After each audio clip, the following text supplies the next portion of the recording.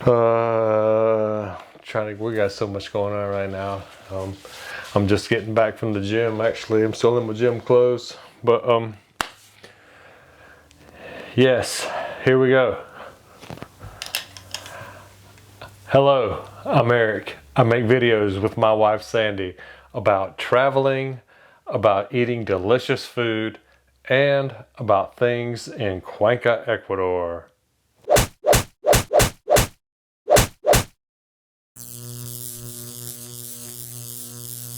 The Athens of the Andes.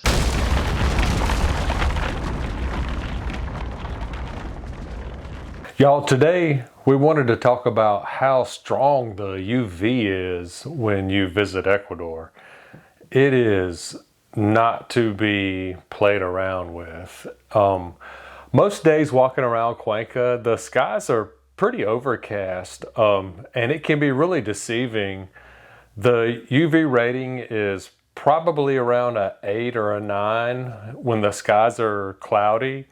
And when the sun comes out, I've seen it over 11, like an 11 or a 12. And it can be downright dangerous, In no time, if you're not very careful, it will literally melt your face off.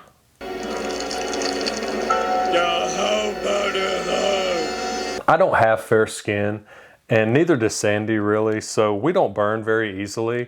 But we both put sunblock on, at least a little bit, almost every day. And in Ecuador, the sunblock can get really expensive. A little tube, just a normal little tube of, say, Coppertone 50 SPF that would normally be under $10 somewhere in the States will cost you in the $30 range in most places in Ecuador, like the Supermaxi and other little tiendas that we've seen that sell supplements and things like that. You'll see a lot of people using umbrellas, and we always bring a little small packable umbrella with us. It doubles really great for the sun, and it can rain at any time, so it's better to have it and not need it, right? Of course, you can always wear a hat. And if you're in Ecuador, then you might as well wear the Ecuadorian hat, also more famously known as the Panama hat. That's right, if you didn't know, the Panama hat actually comes from Ecuador. Basically, it got the name Panama hat because that was the major port where the hats were originally distributed from. But the Ecuadorians have been making these types of straw hats for centuries. Sandy and I both have some.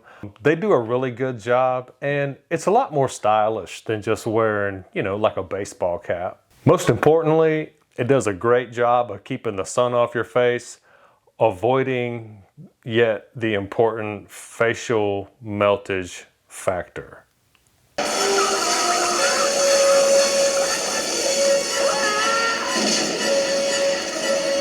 In today's video, we're still with our guide Andreas. We're headed over to the village of Sig Sig to a small Panama hat factory to see how these hats are made. I use the word factory pretty lightly because really it was just a few ladies sitting around weaving the hats and a gentleman sewing the little bows and ribbons together for the hats. It was a hydraulic press. It was pretty impressive how easy they made the process look, and it definitely gave you an appreciation for how these hats are made. Okay, let's hit the road, Jack.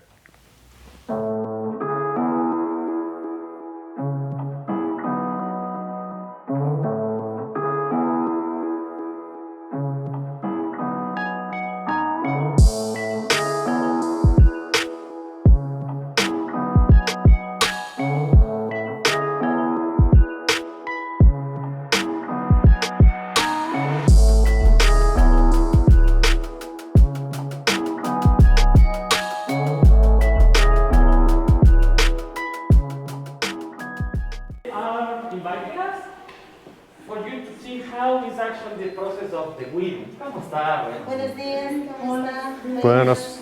Con Sandy y Eric vienen de Estados Unidos ellos. ¿Ah, sí? ¿Cuál es Eric?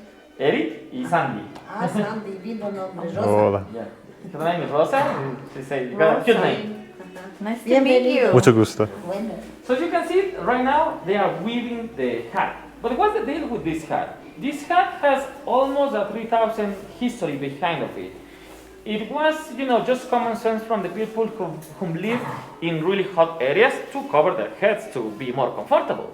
So the origins of this hat is actually from an area in the coast of Ecuador. Is a province called in this province within this province called Manabí. This area is hot, it's humid. People also have to work on the fields. So somebody, maybe after many years of doing experimentation, they found out that they can make a hat from a natural fiber that comes from a type of palm tree that grows there. So the natural fiber that they use comes from a palm tree that is endemic in this area of the coast.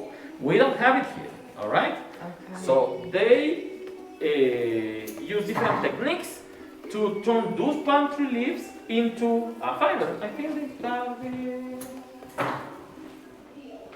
So she's going to get a couple of fibers for us, so you will see how they start? Yeah. Oh, awesome. Yeah. The very first part is that they select the bundles based on the thickness of them. It depends what the quality of the hat they're going to make. They know exactly how thin or thick every straw gotta be. So a final one will require more time. They're going to select. They just by the feel, just by the look, they notice, and of course it depends what type of hat they're going to make. Yeah, check it out. So they take a couple of straws and they just intertwine them. Oh, it's like a braid. Yeah, pretty much. Yeah. Spot on, like that. So they started by doing this. Okay. The crown. This is what she's doing. From the las pajitas. Okay, and it just like a spider in a web. exactly, and they Yeah. just add as if this is getting shorter. They just add more and more and more and more. So that's why you see these ones have this big excess. Yeah. Uh-huh. They later will trim. Yeah. Yeah, and they also will do an end knot. So the entire hat will look very pristine, really nice. That's amazing. So you see? Yeah. It's one by one, one by one. By doing this, they can make sure that the hat is going to be solid. That's Yes. already the crown, the circle part. That is quite crazy. Yeah. That is If you so go cool. to Panama, nowadays they have the hats there. To be, to show yourself that you are like nice and well put together, a hat was a must. So, and even till nowadays, you can see like in Cuenca, a lot of people wear hats because they're not only beautiful, they're also very functional because of the sun radiation that they're Sure, yeah, I wear them all the time because So, of the sun. Based on the time that they take to make the intertwine, the weaving, they can elaborate a hat, like one person can elaborate a hat in 8 hours. Wow. Yeah. But as I told you, if the straws are thinner, are finer, they have to pay more attention, then they will take them more. They can take them up to 6 months. That's how long they will make a hat. And those are the hats that are going to be thousands of dollars here in Ecuador. When they go abroad, 5-6 times more. Whoa.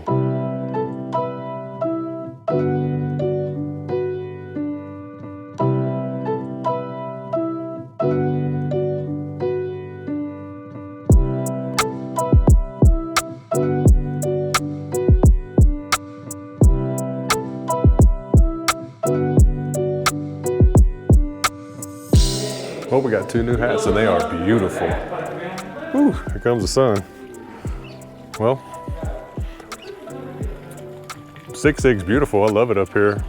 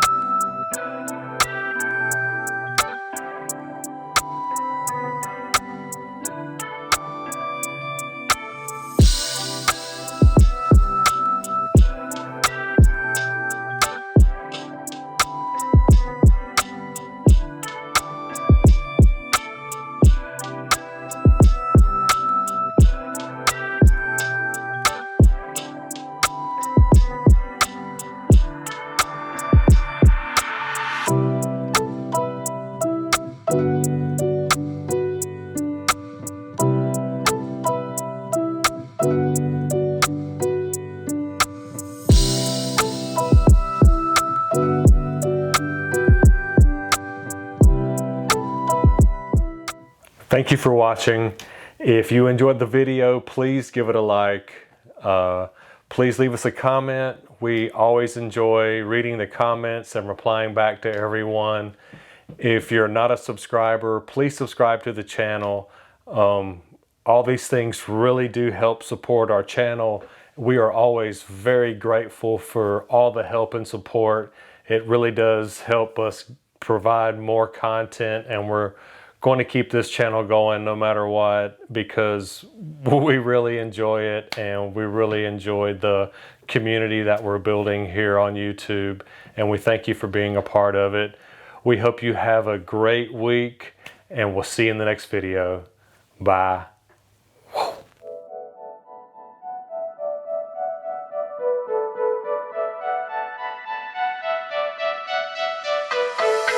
What do you call a turtle in a chef's hat? A slow cooker. Where do these crazy hat women live? In Manhattan. Why couldn't the laptop take its hat off? Because it had caps lock on. Which actress doesn't like wearing hats? Anne Hathaway. What does a hat salesman drink to get him going in the morning? Cappuccino. Why are hat jokes the hardest to understand? Because they always go right over your head. What time is it when a hippo sits on your hat? It's time for a new hat.